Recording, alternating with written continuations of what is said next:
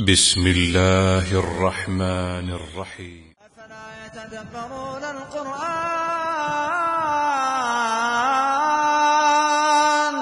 أفلا يتدبرون القرآن أم على قلوب أقفالها.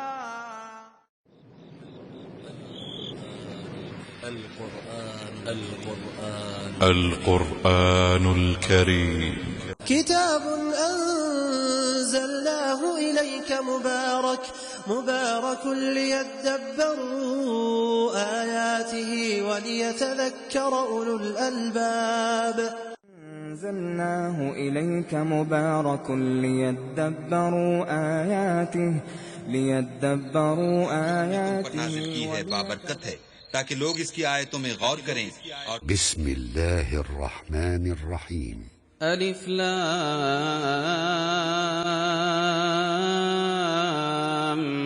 ميم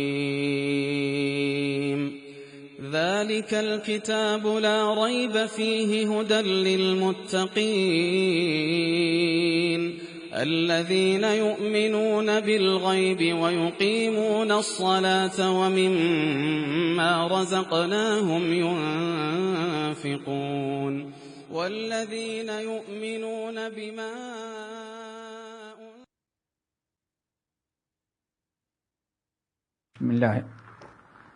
بسم الله الرحمن الرحيم. إن الحمد لله نحمده ونستعينه ونستغفره ونعوذ بالله من شرور أنفسنا ومن سيئات أعمالنا. من يهده الله فلا مضل له ومن يضلله فلا هادي له وأشهد أن لا إله إلا الله وأشهد أن محمدا عبده ورسوله. يا أيها الذين آمنوا اتقوا الله حق تقاته ولا تموتن إلا وأنتم مسلمون. يا أيها الناس اتقوا ربكم الذي خلقكم من نفس واحدة وخلق منها زوجها وبث منهما رجالا كثيرا ونساء واتقوا الله الذي تساءلون به والأرحام إن الله كان عليكم رقيبا. يا أيها الذين آمنوا اتقوا الله وقولوا قولا سديدا يصلح لكم أعمالكم ويغفر لكم ذنوبكم ومن يطع الله ورسوله فقد فاز فوزا عظيما. أما بعد فإن خير الحديث كتاب الله وخير الهدي هدي محمد صلى الله عليه وسلم وشر الأمور محدثاتها وكل محدثة بدعة وكل بدعة ضلالة وكل ضلالة في النار. أعوذ بالله السميع العليم من الشيطان الرجيم. بسم الله الرحمن الرحيم. وقالت اليهود ليست النصارى على شيء وقالت النصارى ليست اليهود على شيء وهم يتلون الكتاب كذلك قال الذين لا يعلمون مثل قولهم فالله يحكم بينهم يوم القيامة فيما كانوا فيه يختلفون. ومن أظلم ممن منع مساجد الله أن يذكر فيها اسمه وسعى في خرابها أولئك ما كان لهم أن يدخلوها إلا خائفين لهم في الدنيا خزي ولهم في الآخرة عذاب عظيم ولله المشرق والمغرب فأينما تولوا فثم وجه الله إن الله سميع عليم. محترم حضرات، دینی بھائی اور بہنوں، اس سورۃ البقرہ کی ہم نے چند آیات تلاوت کی ہیں. آیت نمبر 113، 14، 15. آج انشاءاللہ انہی تینوں آیات پر ہم گفتگو کریں گے. اللہ تعالی ہم سب کو عمل کی توفیق نصیب فرمائے اور اپنی کتاب کا فہم اور اپنی کتاب کے تفسیر اور معنی کو سمجھنے کی توفیق دے اور اس پر عمل کرنے کے اللہ تعالی ہمارے لیے آسانیاں پیدا کر دے۔ اس سے پہلے سورۃ البقرہ کی تفسیر چل رہی تھی، لیکن جیسے کہ آپ حضرات جانتے ہیں اس وبا اور اس بلا کی وجہ سے تفسیر کا درس بند ہو چکا تھا۔ آج انشاءاللہ اس سے پہلے، اس بلا اور وبا سے پہلے جہاں تک ہم پہنچے تھے اس کے اگلی آیات سے تفسیر آج سے شروع کر رہے ہیں، اور انشاءاللہ ہم کوشش کریں گے کہ ہر منگل کو اسی وقت سورۃ البقرہ کی تفسیر یا یوں کہیں قرآن کی تفسیر کا سلسلہ شروع رہے گا، جاری رہے گا، اور ہم آپ حضرات سے بھی گزارش کرتے ہیں کہ آپ بھی اپنے اہل ویال، دوست احباب کو لے کر کے اس تفسیر کے حلقے میں شامل ہوں، اللہ تعالیٰ کی کتاب سیکھیں۔ ذرا سوچئے کتنی ایک تو ہمارے لیے ضروریات میں سے ہے، اور فضیلت کتنی، صحیح مسلم وغیرہ کی حدیث، کس قدر اللہ تعالیٰ کا کرم کہ آپ ارشاد فرماتے ہیں ما من قوم مجتمع قوم فی بیت من بیوت اللہ یتلون الکتاب ویتدارسونہ الا نزلت علیہم السکینہ وحفتہم الملائکہ وغشیتہم الرحمہ وذکرہم اللہ فی من عندہ۔ کتنی بڑی فضیلت، اور آج اس فتنے جہاں اللہ تعالیٰ کا قہر، اللہ تعالیٰ کا عذاب، طرح طرح کی مشکلات، پریشانیاں نازل ہو رہی ہوں، آج ہم لوگ اللہ تعالیٰ کے رحم و کرم کے کتنے محتاج ہیں۔ اللہ کے نبی علیہ السلام نے بڑی بشارت سنائی ہے، جب کوئی انسان اللہ تعالیٰ کی کتاب کو پڑھنے، سیکھنے، سمجھنے کے لیے کہیں بیٹھتا ہے، آپ نے فرمایا مجتمع قوم فی بیت من بیوت اللہ، جب بھی کسی جگہ کوئی قوم، کوئی جماعت، کوئی گروہ بیٹھتا ہے، لوگ اکٹھا ہوتے ہیں، اور بیٹھنے کا مقصد صرف یہ ہوتا ہے کہ یتلون کتاب اللہ، اللہ کی کتاب، قرآن کی آیات تلاوت کی جاتی ہیں، وَيَتَدَارَسُونَهُ، اور پھر اس کو سمجھنے کی کوشش کرتے ہیں۔ جہاں بھی اللہ کی کتاب قرآن مجید کے سیکھنے، سکھانے کے لیے، پڑھنے پڑھانے کے لیے لوگ بیٹھتے ہیں، اور جو بھی اس میں شریک ہوتے ہیں، اللہ تعالیٰ 4 عظیم ترین نعمتوں سے نوازتا ہے۔ نمبر 1، الا نزلت علیہم السکینہ، ان کے اوپر سکینہ نازل ہوتا ہے۔ سکینہ، سکینہ کیا چیز ہے؟ رحمت کے اور برکتوں کے فرشتے آیا کر، رحمت و برکت کے فرشتے اللہ تعالیٰ کی رحمت و برکت لے کر کے آتے ہیں، نازل ہوتے ہیں۔ نمبر 2، وحفتہم الملائکہ، سکینہ نازل ہوتا ہے، رحمتیں نازل ہوتی ہیں، برکتیں نازل ہوتی ہیں۔ نمبر 2، وحفتہم الملائکہ، رحمت کے فرشتے چاروں طرف سے ان کو گھیر کر کے بیٹھ جاتے ہیں، فرشتوں کے ساتھ بیٹھا ہوتا ہے وہ۔ کتنی خوش نصیبی انسان کی۔ وحفتہم الملائکہ، فرشتے چاروں طرف سے ان کو گھیر لیتے ہیں۔ نمبر 3، وغاشیتہم الرحمہ، اللہ کی رحمتیں ان پر چھا جاتی ہیں، ڈھانپ لیتے ہیں ان کو۔ نمبر 4، وذکرہم اللہ فی من عندہ، اللہ تعالیٰ کے سامنے جو ملائکۃ المقربون ہوتے ہیں، حملۃ العرش ہیں، اللہ ایسے مقدس فرشتوں کے سامنے اس کی تعریف کرتے ہیں، دیکھو میرے بندے نے ٹائم نکالا، وقت نکالا، بہت ساری قربانیاں دی ہماری کتاب کو سیکھنے سکھانے کے لیے۔ یہ اللہ رب العالمین کا بڑا کرم ہوتا ہے، اس لیے دل جمعی کے ساتھ اللہ کی کتاب کو سیکھیں، اپنے اہل ویال کو بیٹھائیں، دوست احباب کو بتائیں۔ اللہ رب العالمین تاکہ زیادہ سے زیادہ لوگ اللہ تعالیٰ کی رحمتوں کے اور برکتوں کے مستحق ہو جائیں۔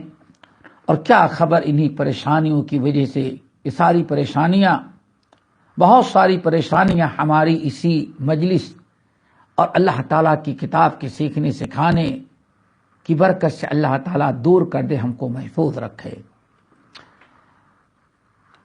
آیت جو ہم نے پڑھی ہے، اس سے پہلے کی آیات اچھی طرح سے آپ سمجھ چکے ہوں گے، اور نہیں ہے تو میرا خیال ہے یوٹیوب پر ساری تفسیریں موجود ہیں، آپ ذرا سا وقت نکال کر کے آخری کے اس سے پہلے والی آیات کا درس تفسیر سن لیں، تاکہ تسلسل آپ کا قائم ہو جائے اور سلسلہ برابر جاری رہے۔ اللہ تعالیٰ نے فرمایا وقالت اليہود لیست النصارى على شيء، وقالت النصارى لیست اليہود على شيء وهم يتلون الكتاب۔ یہودی کہتے ہیں کہ نصارہ کا کوئی دین نہیں ہے، ان کے پاس کوئی سچا دین ہے۔ وقالت النصارى، عیسائیوں نے کہا لیست الیہود ولا شیء، یہودیوں کا کوئی دین نہیں، ان کے پاس کوئی ان کا دین سچا نہیں۔ دونوں ایک دوسرے کو باطل قرار دیتے، اپنے ہی کو حق پر سمجھتے ہیں اور دوسرے کو باطل قرار دیتے ہیں۔ دو گروہ ہو گئے، یہودی عیسائیوں کو غلط کہتے ہیں اور عیسائی یہودیوں کو غلط کہتے ہیں۔ یہودی عیسائی کو غلط کہتے ہیں اور عیسائی یہودیوں کو غلط کہتے ہیں، دونوں ایک دوسرے کو غلط کہتے ہیں۔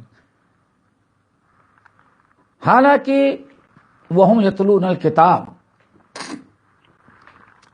یہ دونوں گروہ اللہ کی کتاب کو پڑھتے ہیں، اللہ کی کتاب کی تلاوت کرتے ہیں،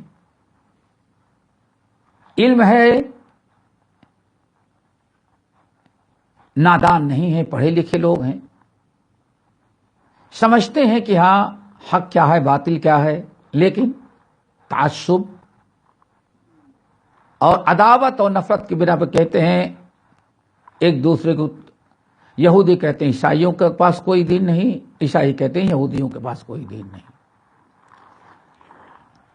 یہ دو گروہ تو آپس میں لڑ ہی رہے تھے۔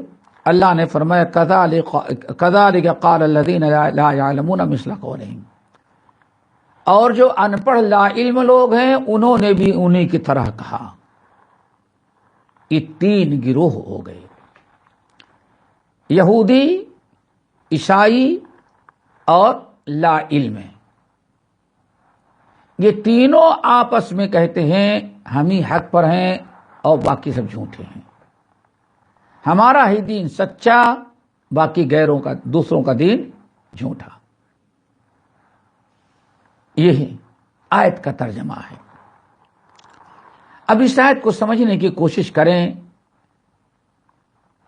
تفسیر سمجھیں۔ کہا جاتا ہے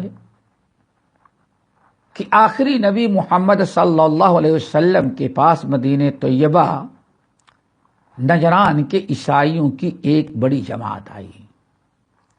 نجران یمن اور سعودیہ کی جو بارڈر ملتی ہے، یہ اصل میں کہا جاتا ہے وہیں وہ نجران، اسی کو نجران کہا جاتا ہے۔ نجران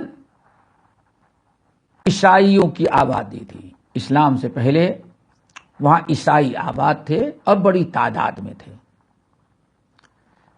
مدینہ طیبہ میں اوس اور خزرج کے ساتھ یہودیوں کی ایک بڑی جماعت آباد تھی خصوصاً 3 قبیلے، بنو قینوقا، بنو قریظہ، بنو نذیر۔ یہ 3 قبیلے مدینہ طیبہ میں نبی علیہ السلام کی ہجرت کرنے سے پہلے ایک عرصے دراز سے آباد تھے۔ نجران کے عیسائیوں کو جب پتہ چلا کہ آخری نبی محمد صلی اللہ علیہ وسلم مدینہ طیبہ میں ہجرت کر کے آئے ہیں اور دن بدن اسلام کی دعوت عام ہونے لگی، تو نجران کے پڑھے لکھے عیسائی مدینہ طیبہ رسول اللہ صلی اللہ علیہ وسلم کی خدمت میں حاضر ہوئے، اور مقصد یہ تھا کہ آپ کے بارے میں تحقیق کریں، آپ سے گفتگو کریں، کچھ سمجھیں اور بتائیں، کیونکہ عیسیٰ علیہ السلام نے اپنے ماننے والے عیسائیوں سے کہا تھا، جن کو نصرانی بھی کہا جاتا ہے، کہ دیکھو ہمارے بعد ایک نبی آئیں گے، ان کا نام احمد محمد ہوگا، اور وہ ہدایت لے کر کے آئیں گے، میرے اگر وہ آ جائیں تو تم لوگ انہی کی اتباع کرنا، پیروی کرنا۔ اور نبی علیہ السلام کی بہت ساری علامات بھی انجیل کے اندر، نشانیاں، جس کے ذریعے آپ کی سچائی معلوم کر سکتا تھا کوئی انسان، وہ بھی عیسائیوں یہودیوں کے پاس علم تھا اس کا۔ جب نجران کے عیسائیوں کا ایک وفد رسول اللہ صلی اللہ علیہ وسلم کے پاس آیا تبادلہ خیال کے لیے، رسول اللہ صلی اللہ علیہ وسلم نے ان کو مسجد نبوی میں بیٹھایا، گفتگو ہوئی، تبادلہ خیال کرتے رہے، دین کے سمجھانے کی کوشش اور جدوجہد بھی جاری تھی۔ یہودیوں کو پتہ چلا تو یہودیوں کا ایک بڑا عالم اپنے چند یہودیوں کو لے کر کے رسول اللہ صلی اللہ علیہ وسلم کے پاس، جو عیسائی آئے تھے ان کے پاس پہنچ گئے، حالانکہ انہیں دعوت نہیں دی گئی تھی، بلایا نہیں گیا تھا، صرف ان کی شیطانی تھی کہ نبی علیہ السلام کے پاس آئے، اور آئے آپ سے ملنے کے لیے نہیں، وہ عیسائی جو نجران کے آئے تھے ان سے ملنے کے لیے آئے۔ بات چیت شروع ہوئی، بحث مباحثہ کرنے لگے، تو یہودیوں نے کہا کہ اے عیسائیوں، تمہارا دین باطل ہے، ہم سچے ہیں، تم باطل پر ہو۔ قالت الیہود لیست النصارى علی شیء، یہ آیت کا ترجمہ ہے۔ یہودیوں نے کہا کہ عیسائیوں کا کوئی دین دھرم نہیں، سب باطل چیزیں ان کے پاس ہیں، ان کے دین کی کوئی سچائی نہیں ہے۔ اس طرح سے یہودیوں نے شیطانی کی۔ جو نبی علیہ السلام کی خدمت میں عیسائی بطور وفد کے مہمان کے آئے تھے، ان کو اس طرح سے ذلیل و خوار اور باطل قرار دینا چاہا اور فساد کرنے کی یہودیوں نے کوشش کی۔ یک لخت دو ٹوک انہوں نے کہہ دیا کہ لیست یہود ولا شیء، یہودیوں کے پاس کوئی سچا دین، سب بکواس جھوٹ ہے، باطل ہیں، ان کی کوئی حقیقت ہی نہیں۔ جب اس طرح سے یہودیوں نے نجران کے عیسائیوں کو کہا، تو عیسائیوں نے پلٹ کر کے کہا وقالت النصارى لیست الیہود ولا شیء، نصرانیوں نے کہا، عیسائیوں نے، یہودیوں کا کوئی دین دھرم نہیں، یہ کسی بھی سچے دین پر، سارا دین ان کا A to Z جھوٹا ہے۔ دونوں کی آپس میں بحث ہو گئی۔ حالانکہ اللہ تعالی نے بیان فرمائے وَهُمْ يَتْلُونَ الْكِتَابَ، حالانکہ یہ یہودی اللہ کی کتاب تورات پڑھتے ہیں، اور تورات کے اندر سب کچھ لکھا ہوا ہے، جانتے ہیں کہ عیسائی اللہ کے نبی عیسیٰ علیہ السلام کی پیروی کرتے ہیں. عیسیٰ علیہ السلام کا دین اور شریعت یہ اپناتے ہیں اور اسی میں قائم ہیں. تورات کے اندر سب لکھا ہوا کہ ہمارے ایک زمانہ آئے گا کہ عیسیٰ نام کے نبی پیدا ہوں گے، ساری پیشین گوئیاں موجود تھی. موسیٰ علیہ السلام نے اپنی احادیث میں اور اپنے اقوال میں عیسائیوں کو رغبت یہودیوں کو بتایا تھا. یہ سب علم رکھتے ہوئے بھی نہیں، اللہ کے نبی عیسیٰ علیہ السلام ایک سچا نبی تھے، ان کا دین سچا تھا، اور ہم لوگوں کے لیے بھی ضروری تھا موسیٰ علیہ السلام اور تورات کی ہدایات کے مطابق کہ آخری نبی عیسیٰ جب آ جائے، عیسیٰ جب بنی اسرائیل کے آخری نبی عیسیٰ آ جائیں تو ہم لوگ بھی ان کی اتباع پیروی کریں. یہ سب جانتے ہوئے صرف تعصب، ضد، حد دھرمی اور دشمنی میں آ کر کے یہودیوں نے کہا ہمارے علاوہ کسی کے پاس کوئی سچا دین نہیں ہے. اس طرح سے یہودیوں نے عیسیٰ علیہ السلام ان کے ماننے والوں کے دین کو غلط اور باطل قرار دیا اور اپنے آپ کو سچے دین کا حامل اور علم بردار سمجھا. یہ عیسائیوں کا چکر، یہودیوں نے ایسی حرکت کی. جب یہودیوں نے ایسے کیا تو عیسائیوں نے بھی اس کے جواب میں کہا وقالت النصارى لیست الیہود علی شیء. عیسائیوں نے کہا یہودیوں کے پاس کوئی سچا دین نہیں، سب جھوٹا ہے. اینٹ کا جواب انہوں نے پتھر سے دیا. حالانکہ عیسائیوں کو بھی معلوم تھا کہ ہاں ان کے پاس تورات ہے، تورات کے اندر اللہ تعالیٰ کفر شرک تو نہیں ہے. ٹھیک ہے کہ ہمارے کچھ مسائل میں اختلاف ہو سکتا ہے لیکن توحید میں تو سب متفق ہے. اللہ اکبر. اب دونوں کی آپس میں ٹھن گئی. اللہ رب العالمین نے دونوں کے واقعات کو بیان کیا. یہاں جب یہود و نصارہ نے آپس میں اس طرح سے لڑنا شروع کیا اور یہ کہنا ہمارے ہی پاس حق ہے، ہم ہی سچے ہیں، علم بردار، دین کے علم بردار، اور یہودیوں کے پاس کچھ نہیں. یہودیوں نے پلٹ کر عیسائیوں کے بارے میں کہا، ایک دوسرے کو غلط قرار دینے لگے اور اپنے پاس جو دین کی چند باتیں تھیں اسی کو سچا دین قرار دیا. تو ان کی باتیں سن کر کے تیسری قوم، دو قومیں تو ہو گئی، یہود، اور پہلی قوم یہود، دوسری قوم نصارہ. اب تیسری قوم عرب میں مشرکین کی تھی. جب یہودیوں کے جھگڑے، یہودیوں اور عیسائیوں کے ان جھگڑوں کو دیکھا اور اس قسم کی باتیں ہوئی تو مشرکوں نے لا علم سے مراد وقال الذین لا يعلم كذلك قال الذین لا يعلمون مثل قولهم، اسی طرح سے انہوں نے بھی کہا جن کے پاس کوئی علم نہیں تھا. یہ عرب کے مشرکین مراد ہیں. عرب کے جو مشرکین تھے ان کو امی کہا جاتا تھا، ان کے پاس کوئی علم نہیں تھا، ان پڑھ. امی کے معنی ان پڑھ تھے. اہل کتاب یہود و نصارہ ان کے پاس علم تھا، آسمانی کتاب تھی، تورات اور انجیل پڑھتے پڑھاتے تھے، اس لیے ان کو علم والا کہا جاتا، اہل کتاب کہا گیا. جب اہل کتاب آپس میں لڑتے ہوئے نظر آئے تو جو لا علم لوگ تھے عرب کے مشرکین بت پرست، انہوں نے کہنا شروع کیا ہمارا ہی دین سب سے سچا ہے. جو بتوں کی پوجا کرتے تھے،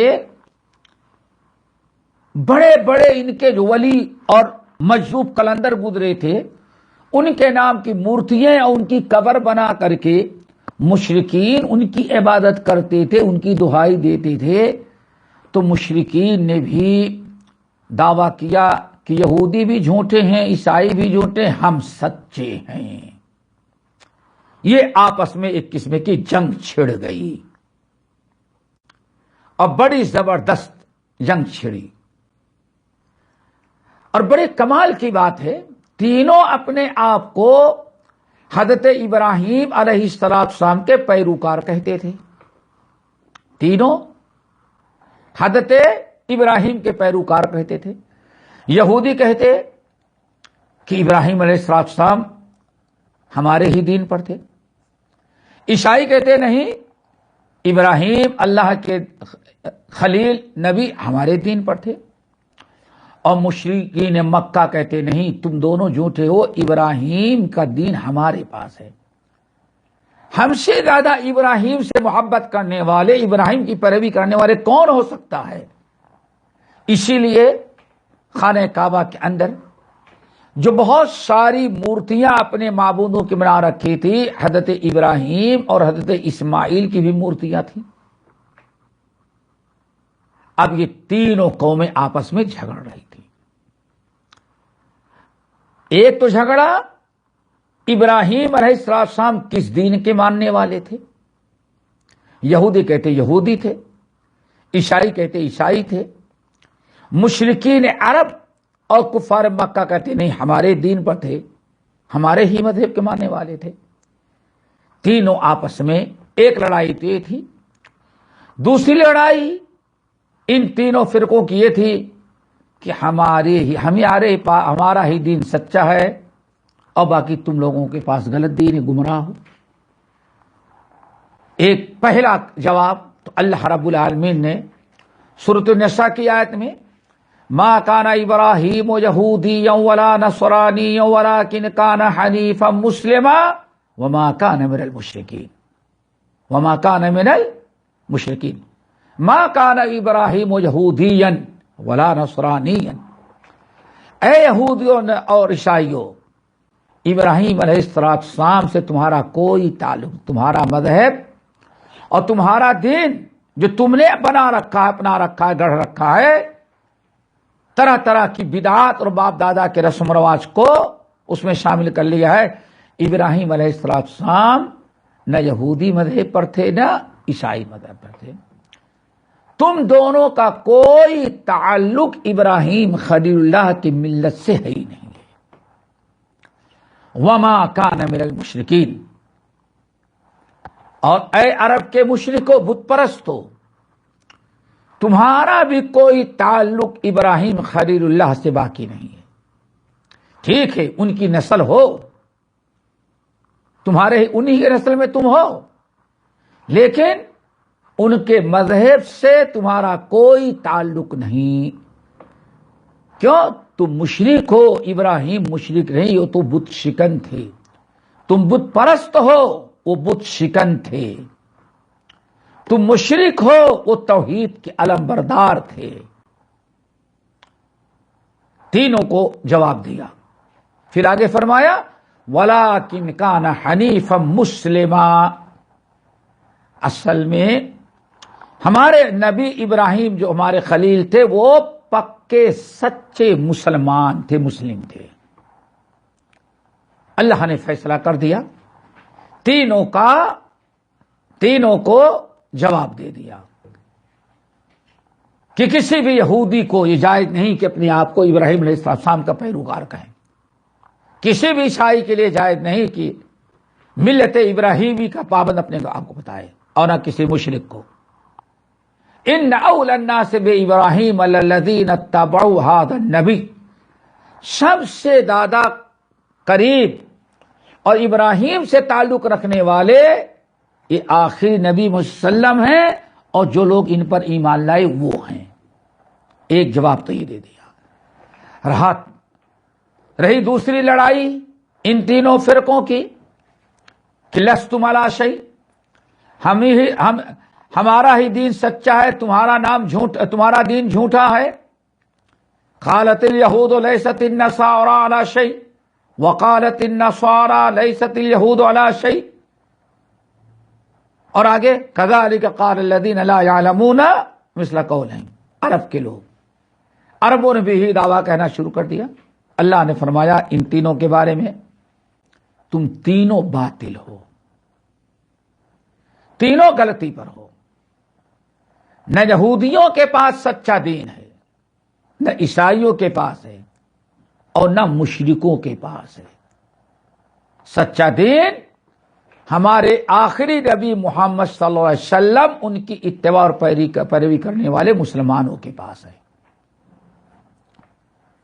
پھر اللہ نے بڑی شدید وعید سنائی، فَاللَّهُ يَحْكُمُ بَيْنَهُمْ يَوْمَ الْقِيَامَةِ، فَاللَّهُ يَحْكُمُ بَيْنَهُمْ يَوْمَ الْقِيَامَةِ فِيمَا كَانُوا فِيهِ يَخْتَلِفُونَ۔ بس اللہ تعالی ہی ان کے جھگڑوں کا فیصلہ کرے گا قیامت کے دن۔ یہاں سے ایک چیز یاد رکھیں، یہ دینی لڑائیاں جو ہیں، دینی جھگڑے جو ہیں، یہ یہیں ختم نہیں ہو جاتے۔ سب کے لیے بڑی لمحہ فکریہ ہے یہ۔ مسلمان بھی آپس میں سوچیں۔ اللہ فرماتے یہ تمہارا جو جھگڑا دینی جھگڑا ہے یہیں ختم نہیں ہوتا۔ فَاللَّهُ يَحْكُمُ بَيْنَهُمْ، تم آپس میں جو لڑ رہے ہو، جھگڑ رہے ہو، لڑنے جھگڑنے والوں کے درمیان اللہ تعالیٰ قیامت کے دن فیصلہ کر دیں گے کہ کون سچا تھا اور کون جھوٹا تھا۔ فَرِيقٌ فِي الْجَنَّةِ وَفَرِيقٌ فِي السَّعِيرِ،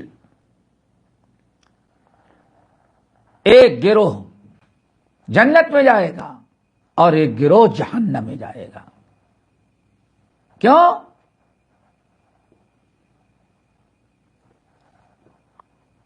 اصحاب الیمین اور اصحاب الشمال ہوں گے۔ اصحاب المیمنۃ ما اصحاب المیمنہ واصحاب المشأمۃ ما اصحاب المشأمہ والسابقون السابقون فاما من اوتی کتابہ بیمینہ۔ اللہ فیصلہ کریں گے، پھر جس فیصلے کے بعد جس شخص جو حق پر تھا اللہ تعالیٰ اس کے نام اعمال کو دائیں ہاتھ میں دیا، وہ کامیاب ہوا، اور فیصلے میں جو باطل پر تھا اس کا نام اعمال بائیں میں دے کر کے اس کو جہنم میں داخل کر دیا جائے گا۔ یہ تو اس آیت کی کا مفہوم اور اس آیت کا مطلب تھا۔ وقالت اليہود لیست النصارى على شيء، وقالت النصارى لیست اليہود ولا شيء وهم يتلون الكتاب كذلك قال الذين مثل قولهم كذلك قال الذين لا يعلمون مثل قولهم۔ یہ تینوں گروہوں کا یہاں سے ایک بڑی اہم چیز ہے دوستو، اور سمجھنے کی ہے،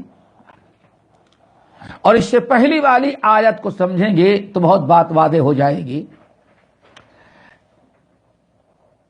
چند چیزوں کو اللہ کے دین کی چند دو چار باتوں کو لے کر کے ایک الگ گروہ، الگ فرقہ بنا لینا اور اسی پر حق کا فیصلہ کر لینا، ہم حق پر ہیں، جیسے کہ آج اس امت میں بھی ہو رہا ہے، اور اسی پر پوری دنیا کل حزب بما لدیہم فرحون کے مصداق ہو گئی۔ تو یہاں یاد رکھنا چاہیے اچھی طرح سے، اللہ تعالی کا دین یہ نہیں ہے کہ چند چیزیں اپنے پسند کی آپ نے لے لیا، اسی کو سارا دین قرار دے کر کے آپ نے سمجھا ہم جنت میں چلے گئے، ہمارے پاس حق ہے، باقی سب باطل پر ہیں، اور اسی میں گروہ بندی میں جماعتیں، پارٹیاں، فرقے، مذاہب بن گئے۔ دوستو یہ اصل میں اسلام نہیں ہے۔ اسلام دو چیزوں کا نام ہے، اسلام دو چیزوں کا نام ہے۔ نمبر ایک اسلام نام ہے اطاعت اور فرما برداری کا. نمبر 2 عمل صالح کا. ابھی سمجھے غور سے دوستو، آج بھی بہت سمجھنے کی ضرورت ہے. آج ہمارے مسلمان فرقوں میں بھی ایک ایک چیز لے کر کے اسٹیج لگائیں گے. ایک فرقے والا یہ ثابت کرنے کی کوشش کرے گا ہمارے ہی پاس سچا دین ہے، باقی سارے مسلمان جھوٹے باطل ہیں. حالانکہ اس کے پاس چند باتیں ہیں بس، کوئی اس کے پاس دین ہے ہی نہیں. تو سمجھو، پہلے اسلام 2 چیزوں کا نام ہے، یا اللہ کے دین، اللہ کا دین جو دین اسلام ہے وہ 2 چیزوں کا نام ہے دوستو. اس کو اچھی طرح سے سمجھ لو تاکہ ہم اس آیت کے مصداق نہ بن جائیں. اللہ تعالیٰ نے یہود و نصارہ اور مشرکین کے اس قصے کو اس لیے بیان کیا تاکہ امت مسلمہ ویسے نہ بن جائے جیسے یہ تھی. اور اب آپ سمجھیں، پھر اسلام 2 چیزوں کے مجموعے کا نام ہے. نمبر 1 اطاعت، نمبر 2 عمل صالح. جب دونوں چیزیں بیک وقت ہوتی ہیں تب انسان کے اندر اسلام پایا جاتا ہے. ان دونوں کو سمجھیں. نمبر 1 اطاعت. اطاعت کا مطلب انسان کے دل میں، انسان کے دماغ میں اللہ اس کے رسول کی اطاعت اور فرما برداری کرنے کا جذبہ ہو. صرف چند باتیں جو رسمی ہمارے ہیں ان کی نہیں، اللہ کی اطاعت اور اللہ تعالی کی فرما برداری کا ہمارے اندر جذبہ ہو. فَإِلَٰهُكُمْ إِلَٰهٌ وَاحِدٌ فَلَهُ أَسْلِمُوا وَبَشِّرِ الْمُخْبِتِينَ. دیکھا آپ نے، فَإِلَٰهُكُمْ إِلَٰهٌ وَاحِدٌ فَلَهُ أَسْلِمُوا. اسلام کے معنی آتا ہے اطاعت و فرما برداری کی. تمہارا ایک ہی اللہ ہے، اسی کے لیے اسی کے تم فرما بردار بن جاؤ. اللہ اکبر. انسان کے دل میں اللہ کی اطاعت و فرما برداری کا اور اللہ تعالی کے حکم سے نبی کی اطاعت و فرما برداری کا جذبہ ہو اور عملی طور پر اطاعت کر رہا ہو. اسی کو کہا جاتا ہے مسلمان.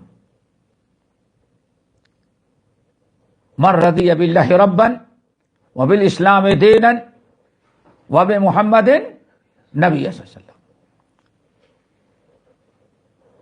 یہ یہود و نصارہ کا جو طریقہ تھا، ہم مسلمان اگر اس سے بچنا چاہتے ہیں تو پہلے دین سمجھے ہمارا اسلام کیا ہے. اسلام 2 چیزوں کا نام ہے. سورۃ البقرہ، سورۃ النساء، سورۃ لقمان، سورۃ الکہف، بہت ساری جگہوں پر یہ مضمون ہے اور اس بارے میں آیات ہیں. ہم ہر ایک خلاصہ بتا دے رہے ہیں. بس پہلی چیز اطاعت. اطاعت ہم کرنے والے ہوں، اطاعت اور فرما برداری ہم کرنے والے ہوں اور ہمارے اندر جذبہ ہو کہ ہمیں اللہ تعالیٰ کی اطاعت کرنا ہے، اللہ تعالیٰ کا حکم بجا لانا ہے، اللہ تعالیٰ کی فرما برداری کرنا ہے. اور چونکہ اللہ نے حکم دیا ہے نبی کے اطاعت کا، اس لیے اللہ کی اطاعت مکمل نہیں جب تک کہ نبی کی بھی اطاعت نہ کریں. ایک اطاعت ہے. اللہ کی اطاعت کے سامنے کسی کی اطاعت نہیں کی جائے گی. اللہ کی اطاعت میں جتنی چیزیں بھی رکاوٹ بنے سب کو ٹھکرانا پڑے گا. یہ ہے اطاعت کا معنی.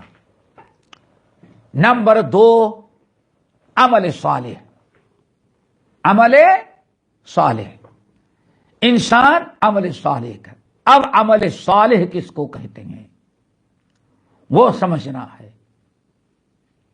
عمل صالح کس کو کہتے ہیں؟ عمل صالح صرف وہ ہوگا جو کتاب اللہ سنت رسول کے روشنی میں ادا کیا جائے گا. یہ بڑی شرط ہے، یاد رکھیں. اچھائی کرنے والا، نیک عمل کرنے والا کون ہوگا؟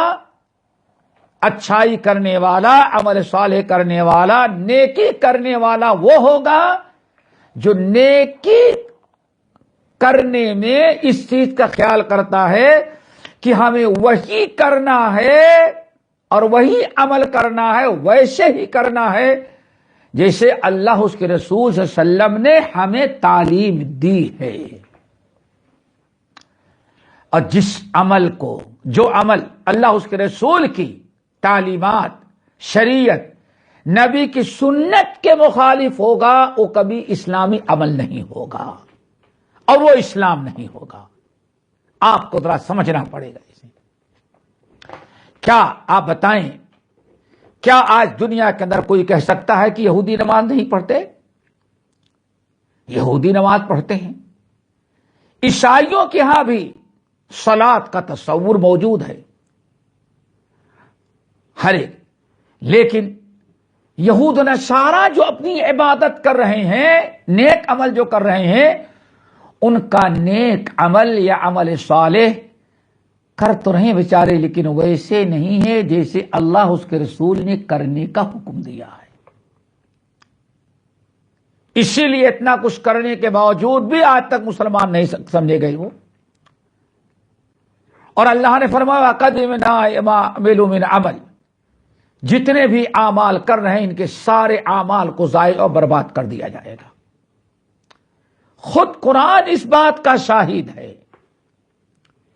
کہ مشرکین مکہ بھی نماز پڑھتے تھے. مشرکین مکہ بھی نماز پڑھتے تھے. ذرا سوچیے آپ، مشرک ہوں، کافر ہوں، لیکن نماز پڑھتے تھے. کیوں؟ یہ حضرت اسماعیل کی امتی تھے، اسماعیل کی نسل سے تھے. اور حضرت اسماعیل علیہ السلام نماز کی بڑی تاکید کرتے تھے. وَاذْكُرْ فِي الْكِتَابِ إِسْمَاعِيلَ إِنَّهُ كَانَ صَادِقَ الْوَعْدِ وَكَانَ رَسُولًا نَبِيًّا وَكَانَ يَأْمُرُ أَهْلَهُ بِالصَّلَاةِ وَالزَّكَاةِ وَكَانَ عِندَ رَبِّهِ مَرْضِيًّا. ابراہیم اپنی اولاد، اپنی نسل، اسماعیل اپنی اولاد، اپنی نسل کو، اپنے اہل و عیال کو نماز اور زکوٰۃ کا حکم دیتے، تاکید کرتے تھے. تو مشرکین مکہ چونکہ ان کی نسل تھی، اس لیے ان کے ہاں بھی نماز کا تصور تھا. نماز کے ساتھ، نماز کے نام پر اللہ کی عبادت کرتے تھے. سورۃ التوبہ میں اللہ نے فرمایا وما کان صلاتهم الا مکاء وتصدیہ. مشرکین مکہ نماز پڑھتے تو بھی حرم کے اندر نماز پڑھتے تھے، حرم کعبہ کے اندر نماز پڑھتے تھے. لیکن اللہ نے فرمایا انہوں نے رکوع سجدے چھوڑ کر کے سیٹی بار بجاتے اور تالیاں، یہ ان کی نماز تھی. اب ذرا سوچو، نماز پڑھ رہا ہے، نماز پڑھ رہا ہے، لیکن اور عبادت کر رہا ہے، لیکن ان کے بعد اسلام نہیں. کیوں؟ اسلام یہ کہ عبادت ویسے کرے، عمل صالح ویسے کرے جیسے اسلام نے اپنے نبی اور اللہ نے اپنی کتاب کے ذریعے سکھلایا ہے.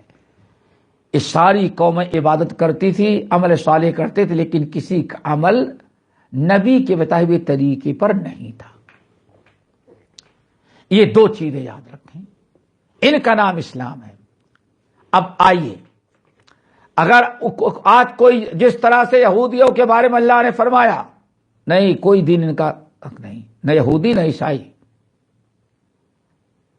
آج ہم مسلمانوں کے اندر دیکھتے ہیں امت مسلمہ میں بھی بہت سارے لوگ ایسے ہیں جو صرف چند چیزیں اسلام کے نام کی لے لیں، باقی سارا دین بدعات اور محدثات، رسم و رواج، خرافات پر مبنی ہے۔ اب ایسے لوگ جو چند چیزیں اپنی ہے اسلام کی، انہی کو بنیاد بنا کر کے ہم حق پر ہے، ہمارے ہی پاس پورا اسلام ہے، باقی سارے لوگوں کا اسلام انکار کر دیتے ہیں، ان کو اسلام سے خارج کر دیتے ہیں۔ دوستو ذرا اچھی طرح سے سمجھے، اس قسم کے لوگ جو کہہ رہے ہیں ان کے پاس اسلام نہیں ہے، اصلی اسلام نہیں ان کے پاس۔ اللہ نے جس چیز سے منع کیا تھا اسی چیز میں امت مبتلا ہو گئی۔ کیوں؟ بدعات، محدثات کو ایجاد کیا اور عمل صالح چھوڑ دیا۔ عمل صالح اب قیامت تک، جب سے ہمارے آخری نبی محمد صلی اللہ علیہ وسلم آ گئے، اس وقت سے لے کر کے قیامت تک کوئی بھی عمل صالح اسی وقت ہوگا جب اس کا ثبوت کتاب سنت سے ہو، اسلام سے ہو، اللہ کے نبی نے اس کو سکھلایا ہو یا اللہ نے قرآن میں بتایا ہو۔ اگر کوئی انسان ایسا عمل صالح ایجاد کرتا ہے جس کا ثبوت کتاب و سنت میں نہیں ہے، اسلام نہیں ہوگا، وہ بدعت ہے۔ اور اللہ تعالی نے فرمایا کل بدعت ضلالہ وکل ضلالۃ فی النار، یہ انسان جہنم کا مستحق ہے، اس انسان کا کوئی عمل، کوئی نیکی اللہ تعالیٰ کے ہاں قابل قبول نہیں ہے۔ اب قیامت تک عمل صالح وہی ہوگا، نیک عمل وہی ہوگا جو آخری نبی محمد صلی اللہ علیہ وسلم کی لائی ہوئی شریعت اور حدیث کے سے جس کا ثبوت ملے گا، اور جس عمل کا ثبوت کتاب و سنت سے نہ ہو وہ نہ اسلام ہوگا نہ شریعت ہوگی۔ آج امت کو بھی اس آیت پر غور کرنے کی ضرورت ہے۔ پھر یاد رکھے، اسلام دو چیزوں کا نام ہے، اطاعت الہی اور اس کے حکم رسول کے اطاعت، اور نمبر دو نیک عمل کرنا، اور نیک عمل سے مراد ہے وہی اعمال انسان کرے جس کا ثبوت کتاب سنت سے ہے۔ اب اگر کوئی انسان کتاب و سنت کو چھوڑ دیتا ہے، اللہ کی اطاعت تو کرتا ہے لیکن عمل صالح چھوڑ دیتا ہے اور طرح طرح کی بدعات پر مبتلا ہوتا ہے، تو یہیں سے گروہ بندی کا اور فرقے کا راستہ کھل جاتا ہے۔ اللہ تعالی ہمیں اس غلط چیز سے محفوظ رکھے۔ اگلی آیت، یہ تو آیت نمبر 113 تھی، وقالت الیہود لیست النصارى علی شیء۔ اگلی آیت، ومن اظلم ممن منع مساجد اللہ ان یذکر فیہا اسمہ وسعى فی خرابها اولئک ما کان لهم ان يدخلوها الا خائفین لهم فی الدنیا خزی ولهم فی الآخرۃ عذاب عظیم۔ اللہ فرماتے ہیں وَمَنْ أَظْلَمُ مِمَّنْ مَنَعَ مَسَاجِدَ اللَّهِ أَنْ يُذْكَرَ فِيهَا اسْمُهُ وَسَعَى فِي خَرَابِهَا، اس شخص سے بڑا ظالم کون ہوگا جو لوگوں کو اللہ تعالی کے گھر میں، مسجدوں میں اللہ کی یاد، اللہ کی عبادت سے روکتا ہے اور منع کرتا ہے۔ وَسَعَى فِي خَرَابِهَا، اور مسجد کے ویران کرنے، برباد کرنے میں دوڑ دھوپ کرتا ہے۔ یہاں دو بدترین چیزیں بیان کی گئی ہیں۔ سب سے بڑا ظالم کون ہے؟ جو دو برائی کرتا ہے۔ وَمَنْ أَظْلَمُ مِمَّنْ مَنَعَ مَسَاجِدَ اللَّهِ أَنْ يُذْكَرَ فِيهَا اسْمُهُ، اس شخص سے بڑا ظالم کوئی نہیں ہو سکتا جو اللہ کے بندوں کو اللہ کے گھر، مساجد میں اللہ تعالی کی عبادت اور اللہ تعالی کے ذکر سے روکتا ہے۔ اور دوسری خرابی کیا ہے؟ وسعى فی خرابها، اور مسجد کو ویران کرنے میں دوڑ دھوپ کرتا ہے، کوشش میں لگا رہتا ہے۔ اس آیت کے بارے میں دو چیزیں بیان کی جاتی ہیں۔ پہلا مطلب تو یہ ہے کہ ایک عرصے سے مسجد اقصی پر یہودی وہاں آباد تھے، اور یہودی مسجد اقصی کو آباد کرتے، نماز اعتکاف سب یہودی اس وقت کرتے تھے۔ یہ اسلام سے بہت پہلے کی بات ہے۔ روم میں عیسائی تھے اور فلسطین میں یہودی تھے۔ مسجد اقصی پر یہودیوں کا قبضہ تھا، چونکہ یہودی وہاں رہتے تھے، اور وہی مسجد اقصی کو آباد کیے ہوئے تھے۔ ہزاروں سال قبل کی بات ہے، نبی علیہ السلام سے دنیا میں آنے سے پہلے کی بات ہے۔ لیکن روم جو سپر پاور تھا وہ عیسائی تھے۔ روم کے عیسائیوں نے جب فلسطین پر قبضہ کیا اور فلسطینیوں نے قبضہ کر لیا، عیسائیوں نے قبضہ کر لیا، بخت نصر بادشاہ ظالم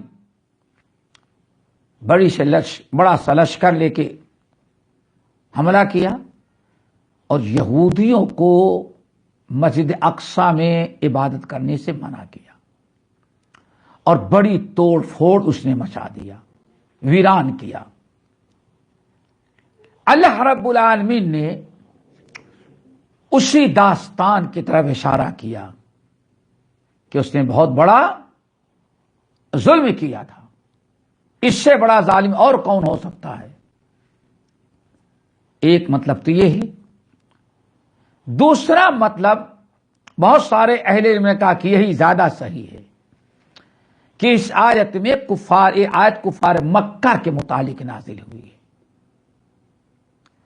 جب اللہ تعالی نے اپنے آخری نبی محمد صلی اللہ علیہ وسلم کو رسول اور پیغمبر بنا کر کے بھیجا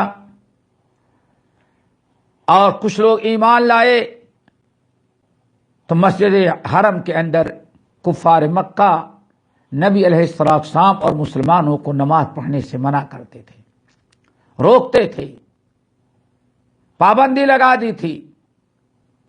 طرح طرح سے اگر کوئی کمزور مسلمان مل گیا تو اس کو مارتے پیٹتے بھی تھے، مسجد حرم کے قریب نہیں آنے دیتے تھے۔ رب العالمین نے اس آیت میں کفار مکہ جو خانہ کعبہ مسجد حرم میں لوگوں کو نماز پڑھنے، طواف کرنے اور ذکر اللہ تعالی کی توحید کے گن گانے والوں کو منع کرتے تھے، اللہ نے ان کے بارے میں آیت نازل کی، فرمایا وَمَنْ أَظْلَمُ مِمَّنْ مَنَعَ مَسَاجِدَ اللَّهِ أَن يُذْكَرَ فِيهَا اسْمُهُ۔ مسلمانوں کو غلط کہتے ہیں، مسلمانوں کو برا بھلا کہتے ہیں یہ مشرکین مکہ، اور کہتے ہیں ظلم نہیں ہونا چاہیے۔ اللہ نے فرمایا اس شخص سے بڑا ظالم کون ہوگا جو لوگوں کو اللہ کے گھر مسجد حرام میں، اللہ کے گھروں میں اللہ کی عبادت کرنے سے روکتا ہے، اپنا شرک کرتا ہے، کفر کرتا ہے، اور اللہ کی عبادت کرنے سے روکتا ہے اور منع کرتا ہے۔ اس میں کفار مکہ کی مذمت بیان کی اور فرمایا وسعى في خرابها، اور یہ ابو لہب، ابو جہل، یہ سارے لوگ جو کفار مکہ کے سردار ہیں، مکہ کے سردار ہیں، مسلمانوں کو روک کر کے مسجد کو ویران کرنا چاہتے ہیں، وسعى في خرابها، اور مسجد کو ویران رکھنے کی، ویران کرنے کی کوشش کرتے ہیں۔ اللہ رب العالمین نے ان کفار مکہ کی سخت مذمت بیان کی اور ان کی برائیاں بیان کی اور ان کے ظالمانہ حرکتوں کا تذکرہ کیا، اور فرمایا کہ مسلمانوں کو تنگ نہیں بلکہ مسلمانوں اللہ تعالیٰ کے گھر پر تم ظلم کر رہے ہو، اللہ رب العالمین کے گھر کو ویران کر رہے ہو، تم کفر اور شرک پھیلاتے ہو، کفر یا شرکیہ کلمات حرم کے اندر کہتے ہو۔ ایک مسجد اللہ کی عبادت کے لیے، اللہ کی کا گھر اللہ کی عبادت کے بجائے اللہ کی عبادت کرنے والوں کو روکتے ہو، اور بتوں کی پوجا اور شرکی عمل تم اللہ کے گھر میں کرتے ہو۔ تو یہ مسلمان نہیں بلکہ مسجدوں کو ویران کرنا اور مسجدوں کو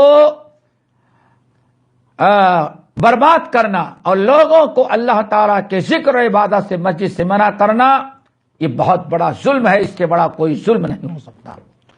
یہاں ایک چیز یاد رکھنے کی ہے، بڑی عبرت و نصیحت کی چیز۔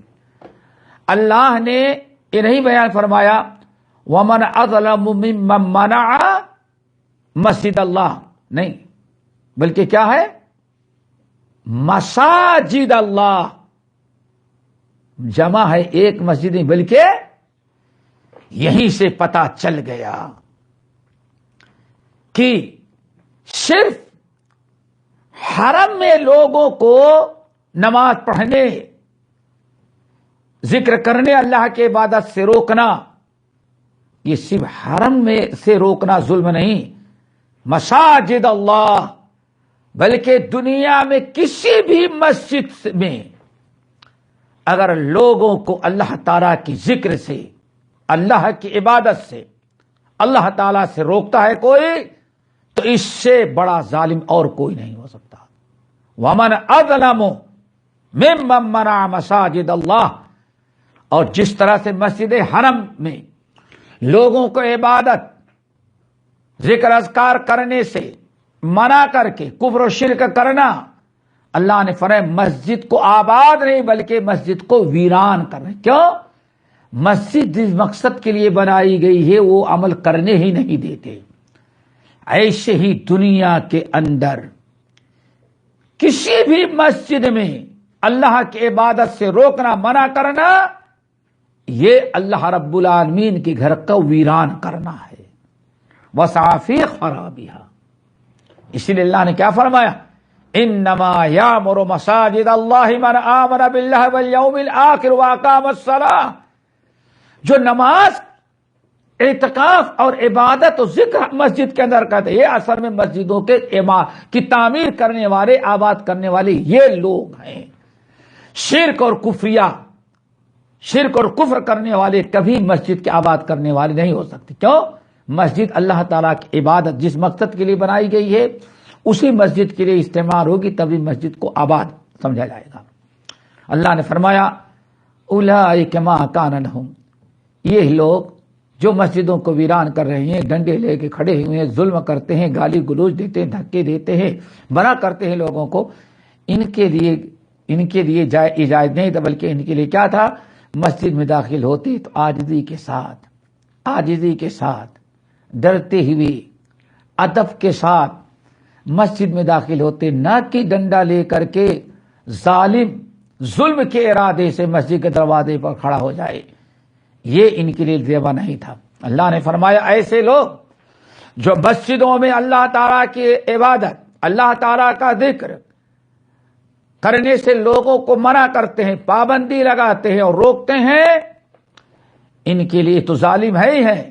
لہم فی الدنیا خزی، ان کے لیے دنیا میں بڑی ذلت کا عذاب ہے، وَلَهُمْ فِي الْآخِرَةِ عَذَابٌ عَظِيمٌ، اور آخرت میں ان کے لیے دردناک عذاب ہوگا، بہت بڑا عذاب ہے۔